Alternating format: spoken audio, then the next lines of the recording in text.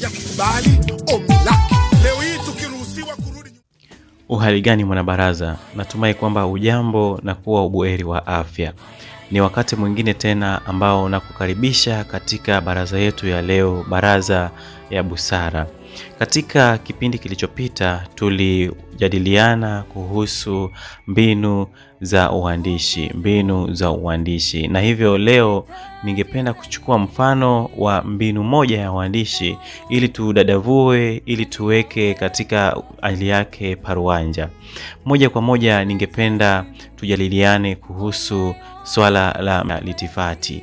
Je, mbinu ya litifati ni mbinu aina gani katika mbinu za uandishi?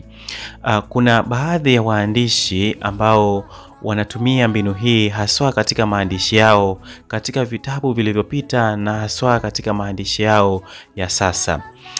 Mbinu hii ya litifati ni mbinu ambayo gwiji dada yetu Pauline Kea katika maandishi yake katika kitabu kilichopita Tamthilia Kigogo alionyesha mbinu hii, na hata katika maandishi yake ya mkusanyiko ule wa hadithi fupi Mapambazuko ya Machweo kuna hii mbinu inayodhihirika waziwazi, mbinu ya litifati. Mbinu ya litifati ni mbinu aina gani? Hii ni mbinu ya kunukuu au kutumia maandishi kutoka katika kazi ya watu mbalimbali au katika iwe ni kazi ya sanaa, wimbo katika maandishi yako. Hivyo Bi Pauline Kea ameonyesha kazi hii katika baadhi ya maandishi yake. Tukichukua kazi yake ya ambayo kwamba ipo katika Mapambazuko ya Machweo, hadithi ya Kila Mchezea Wembe, hadithi yake yenye mada Kila Mchezea Wembe. Hii ni hadithi ambayo inamzungumzia Bwana Tembo. Dada yetu Bi Pauline Kea ametumia mtindo huu wa uandishi katika kazi yake katika ukurasa wa 51, ukurasa katika mkusanyiko ule wa hadithi fupi ya Mapambazuko ya Machweo. Tukiangalia katika ukurasa huo wa 51 ni kinukuu: majirani na marafiki wamekuhusia mara ngapi uirekebishe tabia yako hii. Uniheshimu mimi na watoto, wazazi na wakwe zako pia wape heshima, wakawa wote ni wabaya kwako. Tukifungua katika ukurasa wa 52 tukiendelea: ukajitia kuwa wewe ni bingwa wa maisha. Mwisho wa nukuu.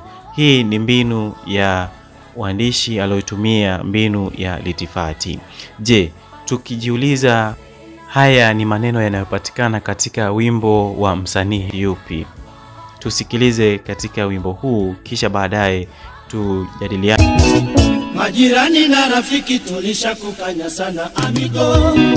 Heshimu mke na watoto wako, heshimu baba na mama nyumbani, na wakwe zako wape heshima, shemeji zako pia waheshimu, tukawa sisi wabaya kwako. Shauri wetu hauna amana, tukwache kama ulivyo amigo, sababu wewe ni bingwa wa maisha, mahari umeshali. Kazi kuwa Bi Pauline Kea alijaribu kutumia wimbo wa Les Wanyika, wimbo wenye mada amigo, katika uandishi wa sehemu hiyo. Kisha baadaye mwanabaraza, ningependa tufungue katika ukurasa wa mwisho wa hadithi hiyo, ukurasa wa mwisho wa hadithi hiyo, ukurasa wa 57. Aya ya mwisho ni kinukuu: wasalimie ndugu na wazee wetu, waambie si jambo lakini nina mawazo tele moyoni, kwa namna tulivyoachana nina wasiwasi. Mwisho wa nukuu. Salimie ndugu na wazazi wako mama, popote walipo Afro.